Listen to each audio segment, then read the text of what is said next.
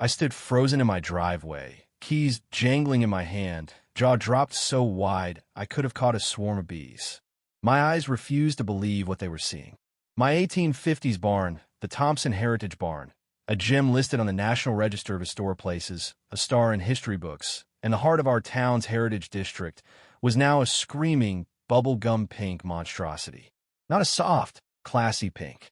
Oh no, this was the kind of pink that could wake a coma-patient Barbie dream house. Glow-in-the-dark, cotton candy explosion pink. What in the actual hell? I blinked hard, then again, thinking maybe I'd had one too many airport coffees on my way back from Preservation Conference in Boston. I'd been gone 2 days 48 measly hours. When I left, the barn was its gorgeous, weathered cedar self. Now, it looked like a unicorn had projectile vomited all over it. I dropped my bag on the gravel and shuffled closer, half-con VY, and said this was a prank. Oh good, you're back. Have you seen this mess? It's hideous. My neighbor, Mrs. Clara, 84 and always perched at her window like a hawk, came hobbling down her driveway in her robe and slippers, while VYing her cane like she was ready to take on an army. Clara, what happened? Who did this? I flung my arms toward the neon nightmare. That woman and her crew showed up yesterday. 4 guys with paint sprayers. I told them they couldn't, but that Lisa Monroe woman flashed some paper and said it was all approved. Lisa Monroe? From the Crestwood Estates, HOA. My stomach plummeted. Yup, that's her. Clipboard, tight white pants. DRI VYing that ridiculous SUV with eyelashes on the headlights. I ran a hand through my hair, probably making it look like I'd stuck a fork in a socket. But this property isn't even in Crestwood's jurisdiction. This is the historical district. We're not part of any HOA. Well, she was real sure of herself. Had a fancy paper with a gold seal and all. I whipped out my phone, snapping pictures of the damage from every angle. 200 years of history, hand-hewn beams, original cedar shingles, all drowned in pink. My phone rang. It was Tom, my contractor, returning my frantic voicemail from the car. Tom, please tell me you can fix this, I said, skipping hellos. God, Matt, I'm down the street and can see it from here. What happened? HOA happened. Lisa Monroe. Say no more. Tom's truck rolled into the driveway, and he stepped out, shaking his head. That woman's been a menace since they made her HOA president. Last month, she tried to find the Methodist Church for their non-regulation steeple. That church is older than the Constitution. Can you help? This is criminal. This barn served VY-ved the CIVYL war, for God's sake. Tom circled the barn, touching the paint and grimacing. Good news, it's water-based latex. Bad news, Remo VYing it without wrecking the wood is going to be a nightmare. Specialty restoration, big bucks. I don't care what it costs. The Historical Commission will back me. This is a protected structure. He whistled. Minimum due law $25,000 to do it right. More if we find hidden damage. Start the proposal. I want work to begin yesterday. As Tom measured, a police cruiser pulled up. Officer Brian Walsh stepped out, hands on hips, staring at the barn. Dispatch said vandalism, but holy, this is the Thompson barn. My kids' class toured it last fall. Lisa Monroe from Crestwood HOA decided it didn't meet her aesthetic standards, I said. The HOA 2 miles away, with zero jurisdiction here. Yup. Unbelievable. Brian started scribbling in his notebook. This is felony-level vandalism of a protected structure. My mailbox caught my eye. The red flag was up. Odd for a Sunday. Inside was a single envelope with the Crestwood Estates logo. I ripped it open, my blood pressure spiking with every word. They were fining me. Notice of violation. Dilapidated outbuilding harming neighborhood aesthetics. Emergency beautification measures taken. Homeowner owes due law $1,750 beautification fee. Brian read the letter, then glanced at the pink barn. They vandalize your property, then bill you? That's ballsy.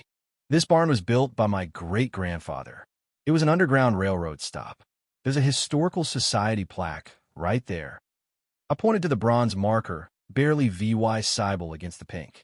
Brian called over to Tom, who'd found paint cans and a clipboard inside the barn. Project authorized by Crestwood HOA, signed by L. Monroe, Brian read aloud. And look at this, she forged a county seal on the form. My phone pinged with an email from the county clerk. No permits issued for this address in the past year. I told them. The county confirms this property is exempt from any HOA due to its historical status. Well, Brian said, snapping his notebook shut, Lisa Monroe's gone too far this time. Document everything, Matt. This is going to the prosecutor.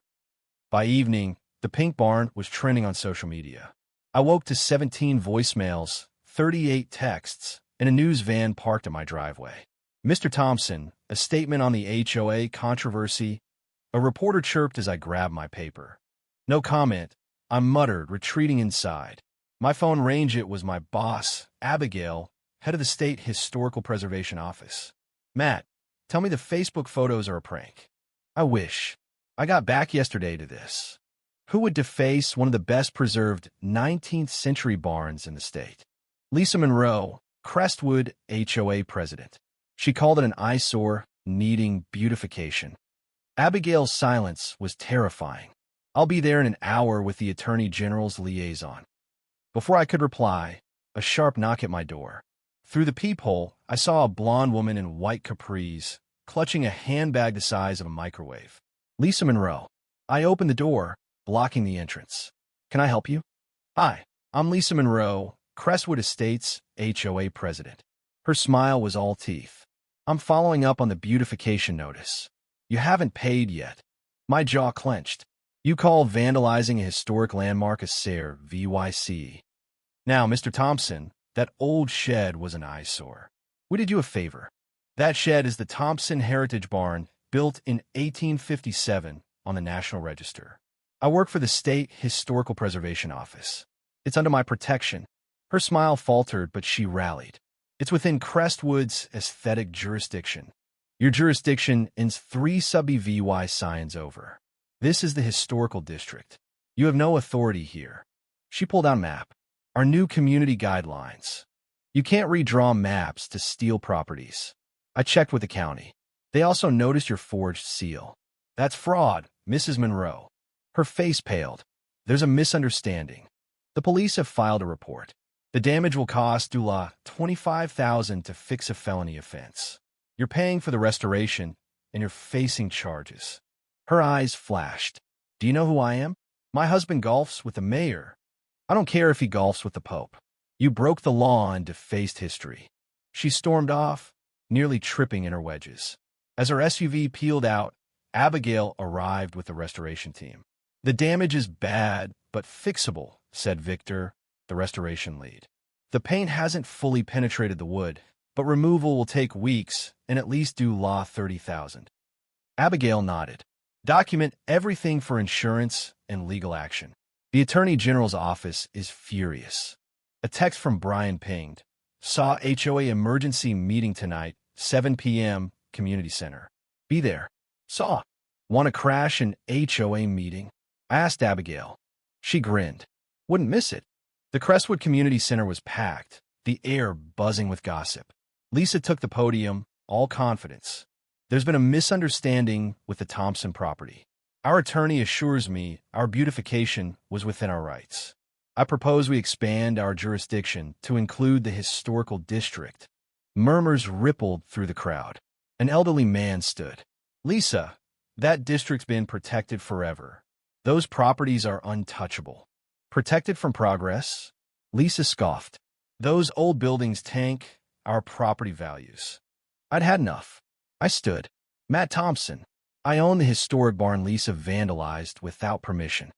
Her face froze. This meeting is for Crestwood residents only.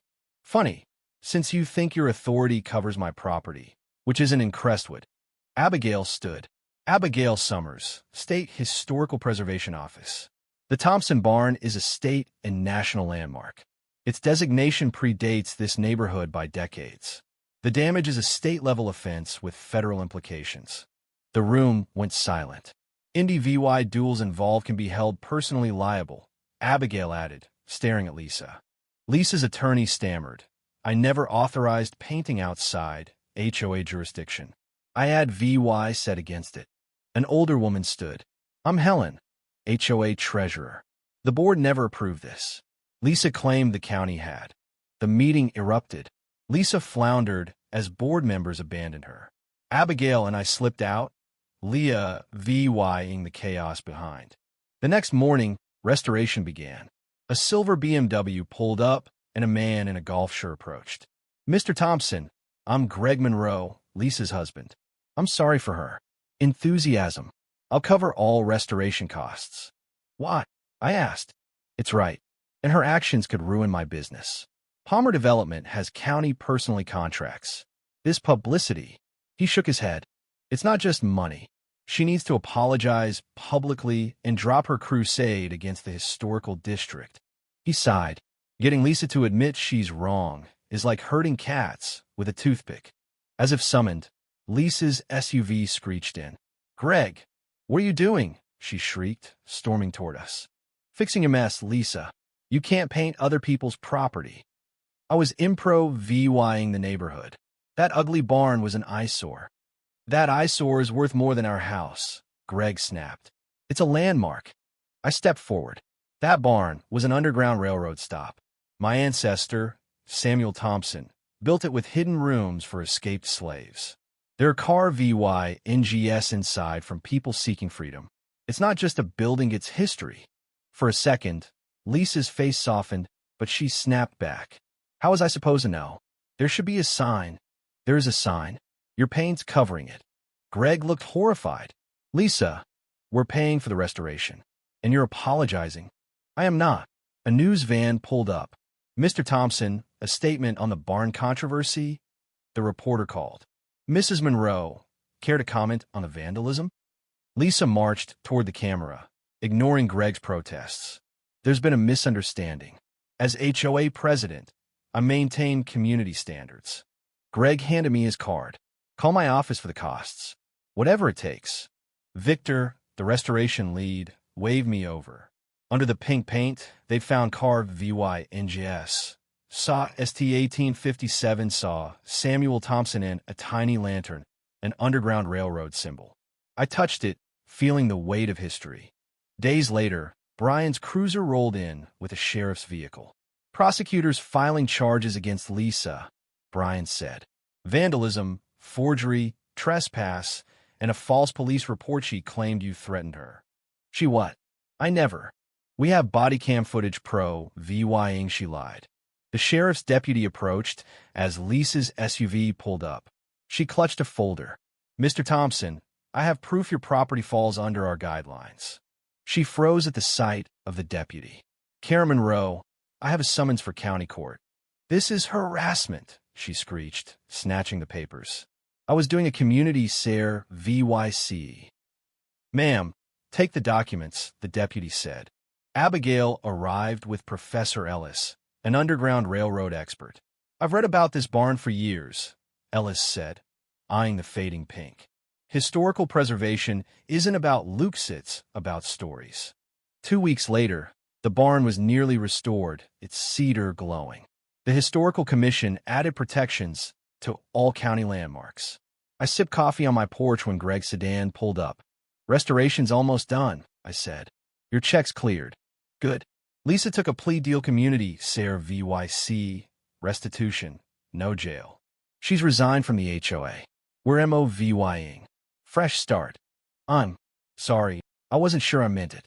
"Don't be. This made us rethink things." Lisa's in therapy. Her need to control everything it's deep-rooted. Doesn't excuse her, but explains it. The new HOA wants to do a historical tour. They asked me to share the barn's story. "That's great," Greg said, glancing at the barn. "It's beautiful in its way. I never noticed before."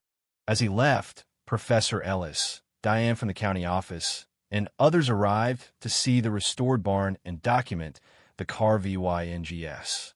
Diane's grandmother had stories of her family passing through here in 1862, and we found car VYNGS from that time. The barn had brought us together, all because of Lisa's pink paint. In trying to erase history, she'd uncovered it. The barn stood strong, its story richer for it. I raised my coffee mug to Samuel Thompson, whose careful hands built something that could withstand time and one HOA president with a clipboard and a paint obsession. "So what do you think?" Was Lisa a misguided, visionary, or a reckless vandal? Should HOAs have any say over historic properties? Could this barn story have been rediscovered without her interference? Drop your thoughts below, hit that like button, and subscribe for more wild tales.